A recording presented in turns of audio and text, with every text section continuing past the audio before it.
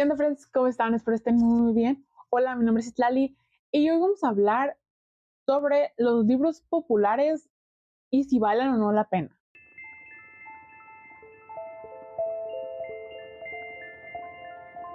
Este es un video muy distinto al que estaba planeado originalmente. Esencialmente el video original iba a ser una serie de reseñas con pues una temática en común. Sucedieron muchas cosas y al final decidí no forzarme, y ahorita les voy a decir por qué era forzarme a terminar de leer todo este conjunto de libros para pues meramente traer mis opiniones. Y eso me hizo pensar en el por qué me estaba forzando a leer estos libros, por qué sentía la presión de estarlos leyendo, el por qué específicamente estos libros. Y todo esto en general derivó en este otro video, que al final van a tener sus reseñas de los libros que les voy a estar mencionando. Sin embargo, ya el video no va de eso. Va a ser una discusión mucho más amplia sobre el valor que le estamos dando a los libros populares, sobre que en muchas cosas la literatura se ha vuelto un concurso de popularidad y si vale o no la pena. En realidad la respuesta es muy sencilla. Estar persiguiendo estos libros populares y si los libros populares son o no son buenos. La intención original de este video era leer a todos los ganadores de los Goodreads Choice Awards 2024 y traerles mis opiniones. ¿Por qué? Porque una, soy muy fan de Goodreads. Dos, me parece una premisa de video interesante. Y tres, una creadora que me gusta muchísimo hace este video, bueno, varias creadoras, videos o videos relacionados años con año. Y en realidad me gusta mucho el formato y las discusiones que genera. Pero regresándonos, ¿qué son los Goodreads Choice Awards? Es un concurso organizado por la plataforma de Goodreads, que es una red social para lectores. Goodreads todos los años hace un concurso con todos los libros que se publicaron en cierto periodo de tiempo. Usualmente va de noviembre del año anterior a octubre del año en curso, es decir, 2024. Toma todos los libros que se escribieron, bueno, que se publicaron en inglés desde, no sé, 15 de noviembre de 2023 hasta el 14 de noviembre 2024. Así funciona usualmente, son cierta serie de categorías y toman muchísimos como elementos, por ejemplo, popularidad, qué tanto se estuvo leyendo, qué tanto se agregó a las diferentes listas. Les menciono muchos elementos para al final seleccionar 20. De esos 20 se hace una primera ronda de votación, de los cuales salen 10, y de esos 10 se hace una segunda ronda de votación, para los cuales se selecciona un ganador. Y se darán cuenta que si bien algunos de los parámetros de los que se consideran para seleccionar a estos libros, ya sea, bueno, en la primera lista de los 20, al final el parámetro que más importa es qué tan popular es este libro. Sí, esencialmente los Goodreads Choice Awards son un concurso de popularidad. Es un concurso de mírame, mírame, mírame. A mí me publicaron más alrededor del año, sobre mí hablaron más personas. Mira, escuché a este autor, a eso es, esencialmente es un concurso de popularidad. Y no porque otros concursos o incluso otros méritos literarios no los ganen la popularidad, sino que con el crecimiento exponencial de las redes sociales en estos últimos años, adicional al crecimiento de TikTok, de BookTok como comunidad, pues, ¿qué hace? O sea, ya muchos lo dicen, nos regurgitan los mismos 15, 20 libros de manera cíclica, siempre hablan de lo mismo. Y la verdad es que los Goodreads Choice Awards no son la excepción. Uh, no les digo que no haya calidad entre todos los seleccionados o incluso entre los ganadores.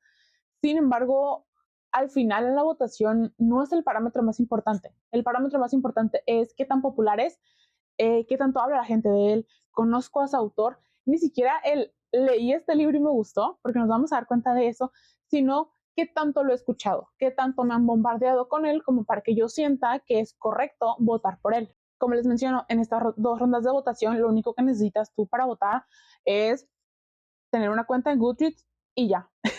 Literalmente todo, ni siquiera es un requisito haber leído los libros, no hay nada que ligue tu perfil, en este caso, de qué leíste y qué no, versus sobre qué libros puedes votar.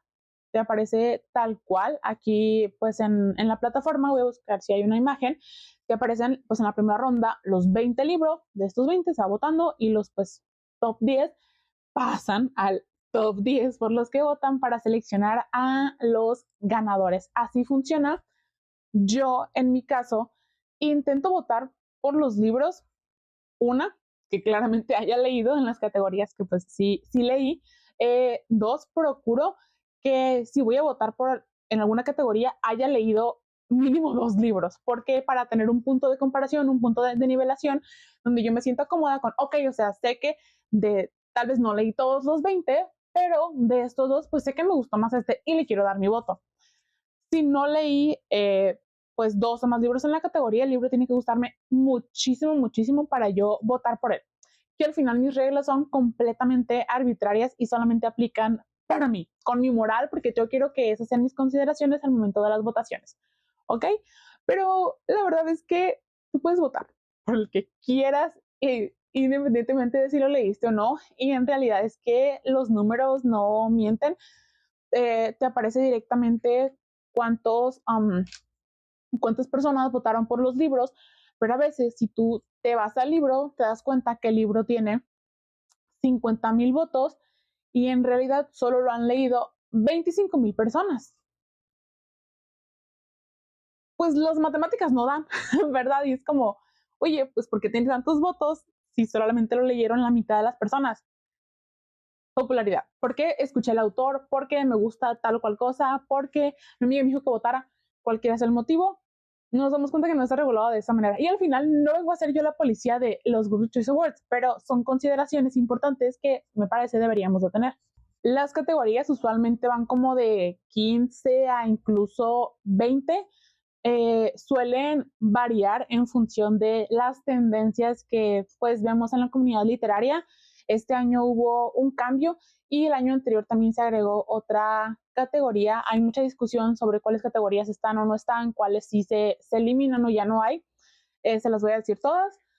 Número 1 es ficción, ficción histórica, misterio thriller, romance, romantasy, es de las más nuevas, creo que se agregó hace 2 años, fantasía, ciencia ficción, horror, libro debut, audiolibro es una categoría nueva de este año, bueno, 2024, fantasía juvenil, ficción juvenil, no ficción, memoir y por último, historia y biografía. Hay una discusión importante sobre que no hay, bueno, eliminaron hace un par de años las categorías de cómics o novela gráfica y también las categorías de libros infantiles o middle grade. Siento que especialmente estas dos, les menciono, hay muchas que han ido fluctuando a lo largo de los años, incluso categorías de cocina, de humor, de todo. Pero desde mi perspectiva, cómic, novela gráfica y también middle grade, me parecen dos categorías importantes que se eliminaron hace un par de años y eso también refleja mucho la vista editorial actual, donde específicamente hablando de middle grade, han ido desapareciendo los espacios para niños más jóvenes que están en esta transición de ser niño y ser adolescente y saltan directamente a adulto. No es adulto joven, es que esa es otra, me confundí, lo que es juvenil, perdón, saltan directamente de pues algo infantil a algo juvenil, y es como, ¿dónde está el espacio intermedio? Y del otro lado, hablando de los cómics, novelas gráficas, ilustraciones, pues al final también es importante, son libros que aportan valor, que hacen accesible la lectura para muchas más personas y son otro formato que deberíamos reconocer. Pero bueno, esa no es la cuestión, es una de las cuestiones. Estas son las 15 categorías que les mencionaba. Les voy a decir cuáles fueron los ganadores y cuáles planeaba leer originalmente y cuáles no. En este caso de las 15 categorías, planeaba leer 13. ¿Por qué? Porque 2 de ellos, hablando de ficción juvenil y de romantasy, son libros que pertenecen a sagas. En el caso de romantasy, es el tercero de se me fue el nombre, van a estar viendo aquí la imagen, pero es una casa de llama y sombra de Sarah J. Maas, que es el tercero de Crescent City. Y para leerte estos, tienes que leerte, entre comillas, Acotar y Trono de Cristal, o de a menos los dos anteriores. Estos libros como de 800 páginas. Yo no me iba a leer todo esto, o sea, es demasiado para solamente este libro. Y al final, yo sé que Sarah J. Maas no es una autora que me agrade lo que he leído de ella.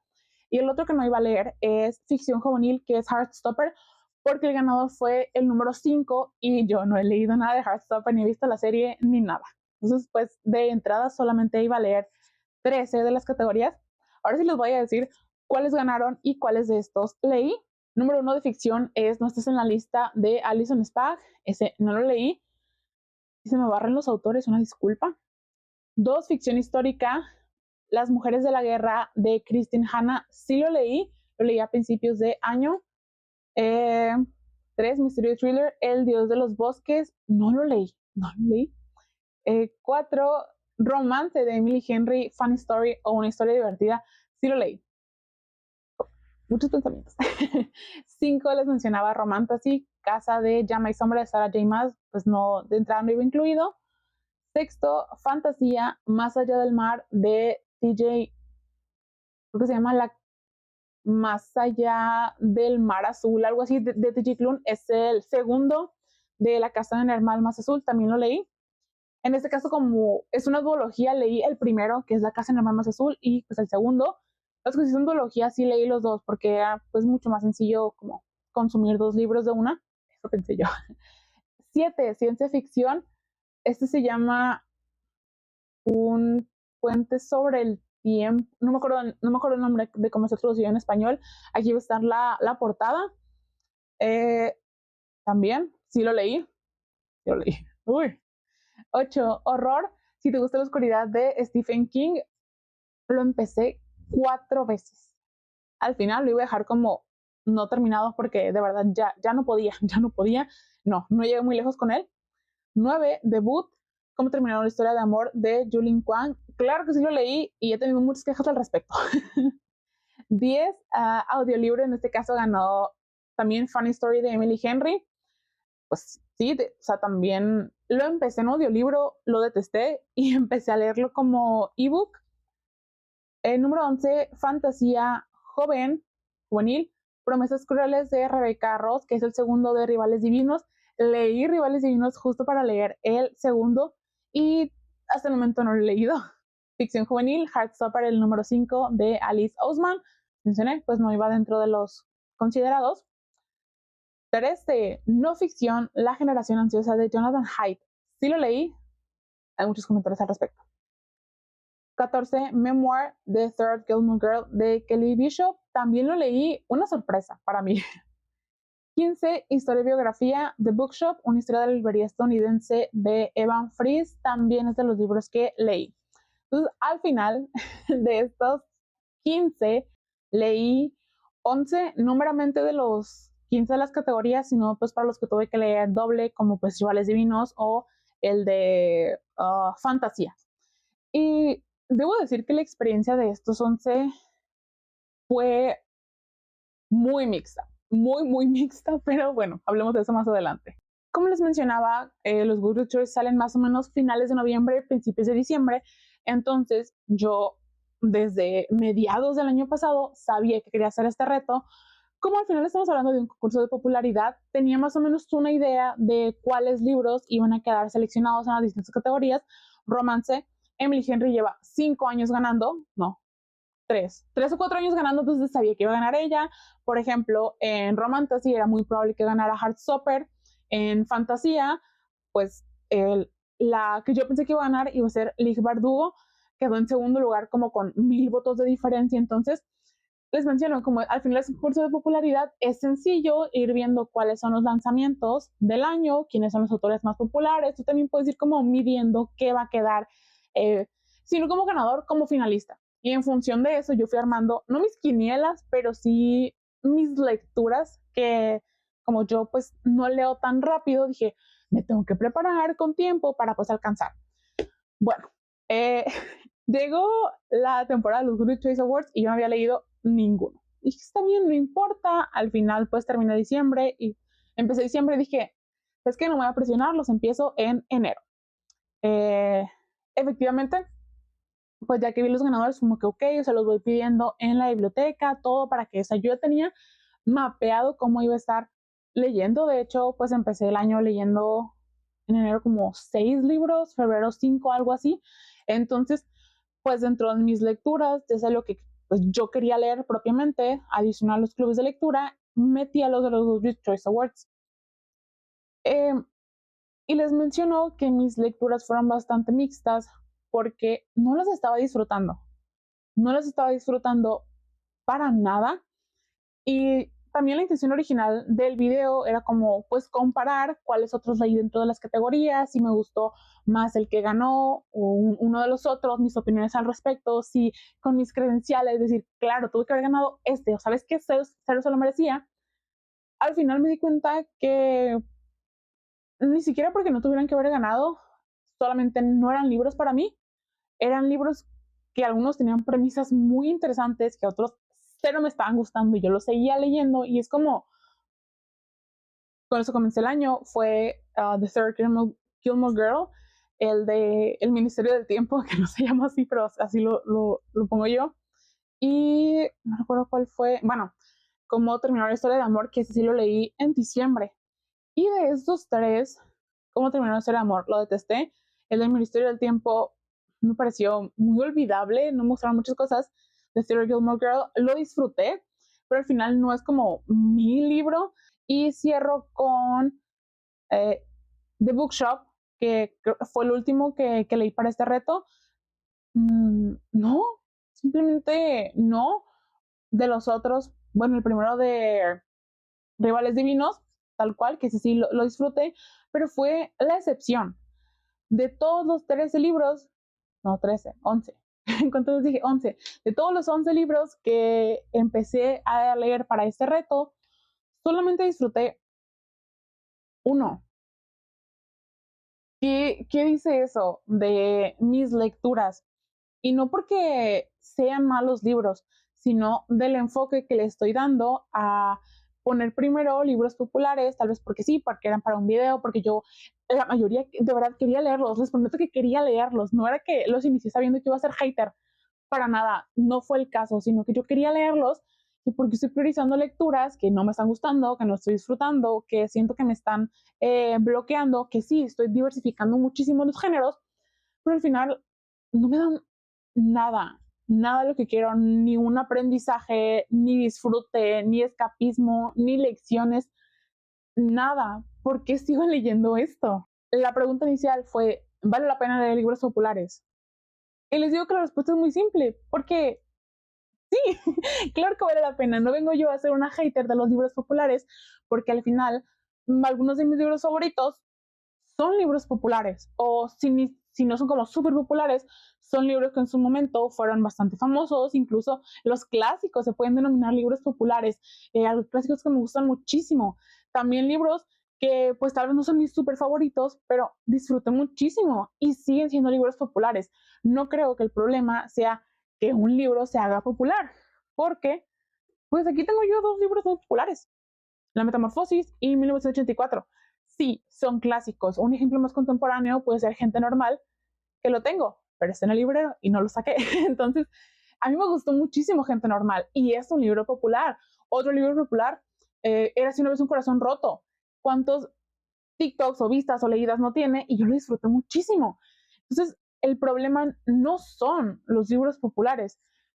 El problema es el foco que pareciera infinito, inacabable hacia estos libros populares, que al final termina por decepcionarnos. Claro, porque incluso si no fuera un libro súper ultra popular, pero yo vengo y te digo, este libro es fantástico, me fascinó, es buenísimo, deberías de leerlo. Y luego viene tal vez otro amigo, oye, este libro me encantó, ¿sabes qué? Lo disfruto muchísimo, yo creo que te va a gustar bastante. Claramente te generas una expectativa, que sí, que las expectativas que son malas, inevitablemente te generas una expectativa. Y lo lees y como muchos en mi caso, puedes decir, uy, pues en realidad no es malo, o sea, como yo con este libro, no es malo, la premisa es interesante, mira, me gustaron algunos puntos, pero me lo vendieron como que era la octava maravilla del mundo, como que me iba a cambiar la vida, como que iba a ser un antes y después, y no fue el caso. Entonces, ¿qué está sucediendo ahí? Las expectativas, en este caso, aunado a que constantemente muchos creadores en redes, muchas personas, o sea, incluso pues, personas que no conoces, sino solamente pues noticias o incluso plataformas de streaming, lo que sea, que te dicen, léelo, léelo, léelo, eso, o sea, como te saturan tu memoria RAM de muchísimos pensamientos acerca de estos libros, de esas historias, y al final les das el espacio y pues terminas por decepcionarte. También se debe a que queremos ser parte de la conversación. Claro, es que si yo escucho que alguien está leyendo, no sé, alas de sangre, y es la enésima persona en el día a la que le escuché que es fantástico, yo también, o sea, yo también quiero saber de qué se trata este libro, porque todos les está gustando, porque lo están leyendo, que disfrutan, o sea, yo también quiero entender los memes, los chistes, las conversaciones internas, o sea, quiero ser parte de una comunidad. Y al final digo, oye, esto les gusta. Y esto no es una crítica en específico a ninguno de los libros populares. Les menciono, hay muchos libros populares que yo disfruto y muchos que digo, guácala. Pero ni siquiera es a las personas que disfrutan estos libros o todavía a los autores. No es el caso, sino es como todo lo que rodea estos libros que termina por impactar qué tanto disfrutamos o en mi caso no disfrutamos los libros que estamos leyendo. Porque estoy priorizando libros populares solamente porque quiero ser parte de la conversación, cuando los libros que llevan años en mi librero, que los elegí porque yo leí la sinopsis, pensé que me iban a gustar porque alguien muy cercano me lo recomendó, porque el libro me llamó de una u otra manera, los estoy dejando en el rincón y paso de largo y paso de largo y vengo a leer los libros populares, las novedades y demás, cuando ya después de una, dos, tres, cinco o incluso más decepciones, ya lo sé que no los disfruto, que no son para mí. La realidad es que los libros populares no son malos, ni siquiera hablando a un nivel de calidad literaria, que un libro así popular no lo hace ni mejor ni peor, pero tenemos que saber discernir cuándo sí ir corriendo a leer estos libros populares y cuándo no. Cuando a pesar de lo popular que sea un libro, yo leo la sinopsis o veo un resumen, los tropes, lo que sea, y me doy cuenta que no es para mí. No es para mí. Y me pasa muchísimo. ¿Cuántos libros no he leído yo diciendo, ay, a lo mejor la sinopsis no me gusta tanto, pero o sea, sí, incluso con libros que me fascina la sinopsis, que empiezo y wow, qué padre todo, los termino detestando. Ahora con libros que de entrada digo, ay, no sé si serán para mí, lo que lo hace todavía mucho más complicado. Esa es la realidad a la que nos enfrentamos cuando hablamos de libros populares.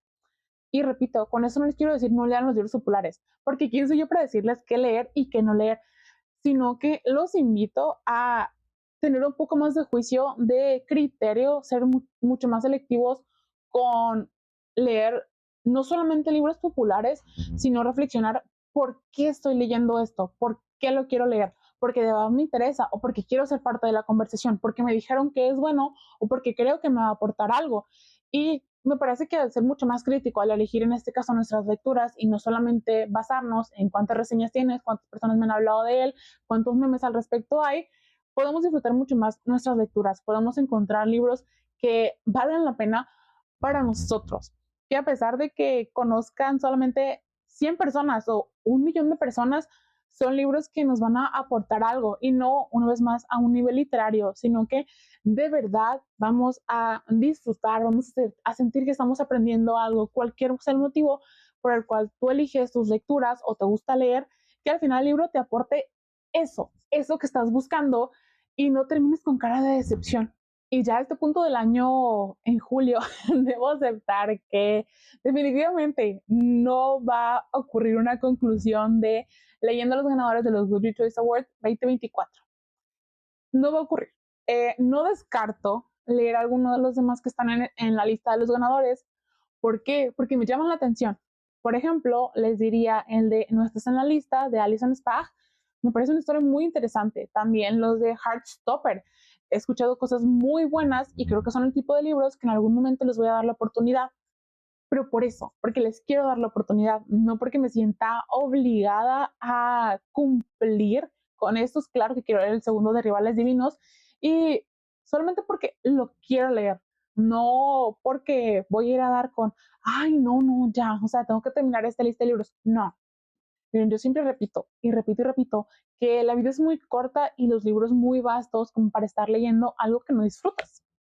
Y con todo esto, la pregunta que yo me haría, que ya me hice, es, ¿habrá un leyendo los ganadores de los Goodreads Choice Awards 2025? No lo descarto. No lo descarto. ¿Por qué? Porque creo que la perspectiva hacia el video de los ganadores del 2024 y los ganadores pues, del 2025 es muy diferente. También quiero creer que la planeación hacia cómo atacar ambos sets de libros es muy diferente.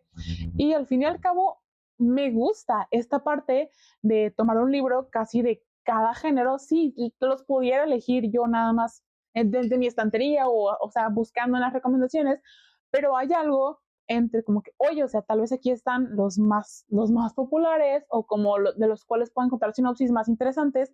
También he visto videos de otros creadores donde no agarran el ganador, sino según la categoría toman alguna premisa de el que me interese más, el que me recomiende a alguien, muchísimos motivos.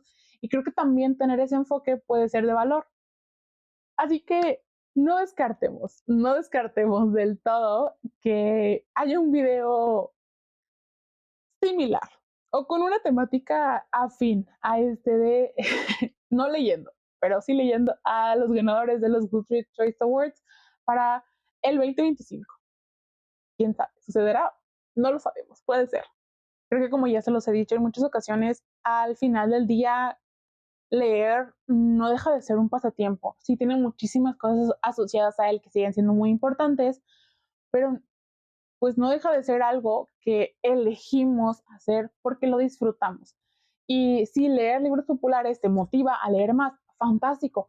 Pero si leer libros populares hace que sientas que no estás disfrutando tus lecturas, cambiemos el chip, cambiemos el asunto, procuremos leer algo que de verdad nos interese, que creamos que nos va a dar cualquier cosa. Y cuando yo digo no me dio nada o me dio algo, es muy, muy relacionado hacia qué busco yo con mis experiencias de lectura, con los libros que escojo, incluso los que no escojo. Busquemos leer algo porque creemos que nos va a dar algo. ¿Qué? ¿Quién sabe? Ustedes, cada quien define qué es lo que estás buscando de un libro. Pero en general, sí, dejemos de leer libros populares con esas expectativas hasta acá, cuando a veces, por muy bueno que sea el libro, objetivamente hablando, no las va a cumplir.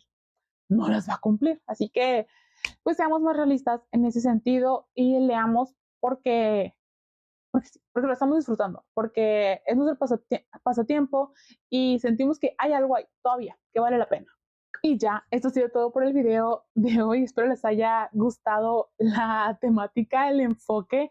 Ustedes déjenme saber si también participan de alguna manera en retos de lectura de libros populares. Si leyeron alguno de los ganadores de los Goodreads Choice Awards, les voy a dejar linkeado acá abajo como la lista, pues sí, de los ganadores, pero también vienen el resto de los que fueron seleccionados para cada una de las categorías. Tal vez pueden encontrar un libro bueno.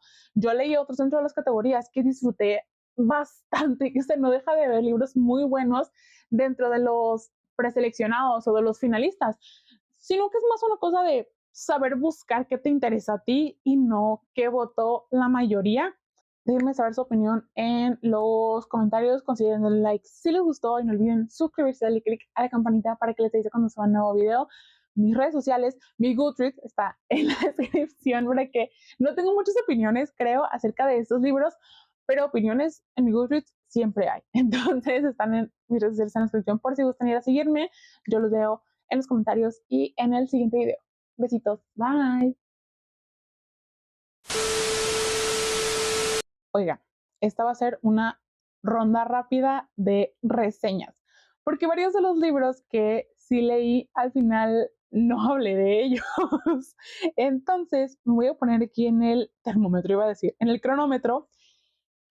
¿Qué les gusta? 45 segundos, o es muy poquito. 30. porque se me hace que 1 minuto es mucho porque creo que este video ya quedó largo. Ok, vamos a poner 1 minuto. 1 minuto, 1 minuto, 1 minuto. Uy, se puso 1 hora. Me fui bien larga. 1 minuto para contarles qué me parecieron estos libros. Empezamos con Las mujeres de la guerra de Christine Hanna. Voy a hablar más rápido de lo normal. Las mujeres de la guerra de Christine Hanna, que es el ganador de la ficción histórica. Una historia muy interesante, muy cruda, que te hace reflexionar sobre qué sucedió con todas estas personas en Vietnam, las consecuencias de la guerra, la tragedia de esos espacios, de cómo se invisibilizó a las mujeres durante mucho tiempo. Era muy triste cómo le hicieron a la protagonista. No había mujeres en Vietnam. Y ella, tengo estrés postraumático, claro que había mujeres en Vietnam. Aquí solo diría que me pareció muy largo, son más de 600 páginas y adicional muy traumático. Yo no digo que la pasó muy mal la protagonista, pero era como, ya déjala ver la luz, por favor, ya suéltala un ratito. Eh, para alguien que no le gusta la ficción histórica, me parece que lo disfruté bastante. No sé si leería más de Christine Hanna porque pues no es como mi autora, pero es un buen libro y creo que se lo recomendaría a alguien más. Dale, 3 segundos. Excelente. Siguiente, Romance de Emily Henry, que también ganó audiolibro. El audiolibro lo detesté, lo pausé porque no me estaba gustando para nada la narración creo que nada más era una mujer, y no sé por qué, porque yo había escuchado audiolibros de esta mujer, los había disfrutado. A nivel historia, perdón, pero yo no voy a caer por un hombre como Miles. No soporté a la protagonista. Daphne me parece insufrible. ¿Dónde está la química? Nada, no hay nada en esa historia. Muy blanda, muy desabrida. No, no, no, no, o sea, yo bien traumadito. Ay, sí, que mis papás, cállate, pero no disfruté nada de este libro. Creo que es lo peor de Emily Henry que ha leído hasta el momento. No he leído mucho, pero pues de verdad de lo mejor no es. No hay mucho que decir al respecto. Todavía voy a leer el que sale este año. Sí, muy probablemente sí, pero veremos. Siguiente, Fantasía, que ganó el segundo de La Casa en el Mar Más Azul. Voy a hablar de los dos. Ya se los dije, no los disfruté para nada. Uh, creo que yo soy la minoría de este lado. No me gustó la escritura, no me gustaron los personajes, no me gustó la historia. Me daba mucho los chistes que hacía. No creí yo que fuera tan. Había muchos chistes y muchos comentarios sexuales. Y yo, ¿qué? ¿Por qué? O sea, no me explicaba yo nada, no, de verdad, no hubo nada, no me conmovió nada de este libro. Perdón, si es que tengo corazón de piedra, pues tengo corazón de piedra, porque este libro, no, no es ni de lejos la gran historia de fantasía que me vendieron. No me gustó el estilo de escritura y no sé si leería algo más de TJ Klune. Siento que es un autor que tiene muy buenas premisas, pero si me va a dar lo que me dio en cualquiera de estos dos, bye. Ciencia ficción, El Ministerio del Tiempo, que no se llama así, pero aquí está la portada con el nombre correcto. Yo considero que me fallé a mí misma con las expectativas que tenía. Lo comparo con una serie que me gustó muchísimo, que también se llama El Ministerio del Tiempo. Aquí va a estar la portada, les hablé de él, no sé en qué video, pero va a estar linkeado acá arriba también, ya hablé mucho.